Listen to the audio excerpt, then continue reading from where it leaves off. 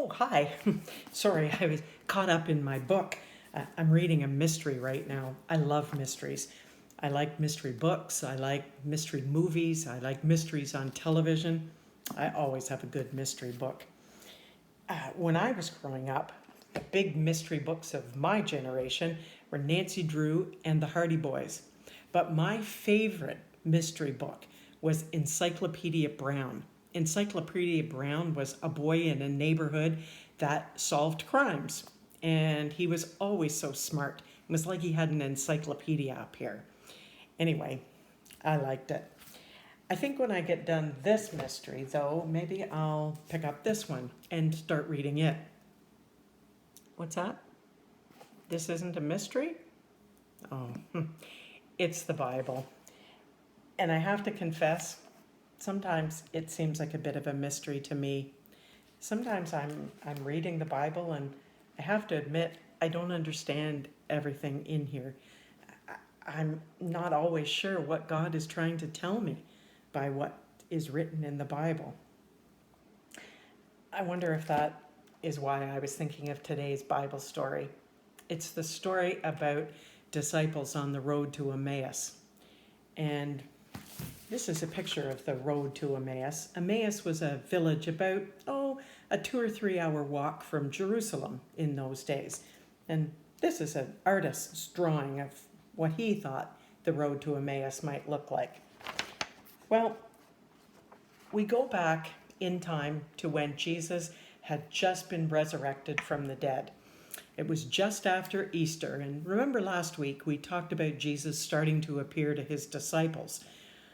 Well, this week he appears on the road to Emmaus with Cleopas, one of the disciples, and another man. Now, the Bible isn't really clear on whether the other man is a disciple, another mystery to solve. But anyway, the men are walking along and Jesus joins them, but they don't recognize that it's Jesus.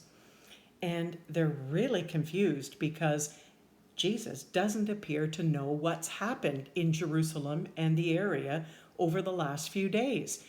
He doesn't seem to have heard about Jesus dying on a cross or the stone being rolled away from the tomb or Jesus being raised from the dead. And I'm sure they're thinking, does this guy live under a rock or what? Anyway, I think Jesus was a little bit frustrated with these two gentlemen because he knew that everything about his life and death had already been foretold by the prophets. And I think he wondered if maybe the disciples' faith wasn't strong enough. Eventually, Jesus went with them to Emmaus and he asked them for something to eat. He broke bread with them and they gave him some fish and he ate it with them. I think that was maybe to solve the mystery of they might have thought he was a ghost or something. Well, ghosts don't need to eat. So anyway, they eventually figured out that it was Jesus. But I think Jesus was testing their faith a little bit. He knew that if they'd been paying attention to his teachings, they would have understood that his life and his death had to happen just the way it did in order to make all the scriptures true. Well, then we come back again to this whole idea of mystery and not understanding. And remember last week, we talked about the fact that it's okay to have doubts. And it's okay for the Bible to be a bit of a mystery to us. Fortunately, we have mums and dads and Sunday school teachers and ministers at Parkdale that can help us sort it all out. You see, we're in this together. And if we're going to follow Jesus' example and follow God's word, we have to trust and have faith that exactly what was written in the scriptures is the way things are supposed to work out. I know right now in particular, it's a confusing, frustrating, sad time for a lot of us. You probably can't play with all your friends that you want to. You can't go out to eat, and there are all sorts of things we can't do because of this dumb old pandemic. I don't understand why the world is going through this, but my faith teaches me that I have to know that there is some good that will come from it and that God is in control.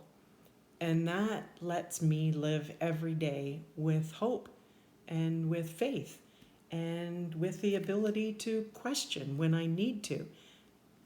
I know God's got this. It may not seem like it, but all we have to do is follow His word and follow Jesus' example. And you know, Jesus' great commandment, we keep talking about it, love other people, right? Well, what better way in this particular time in our world than to follow Jesus' example and help other people where we can? It may be big things or it may be little things.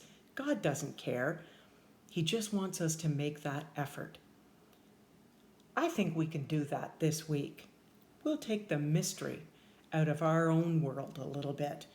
We'll follow Jesus' example and do God's will for the world.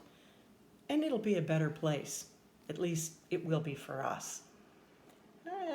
I think I'm going to put my mystery novel away for a little while. I'm going to go back to this book.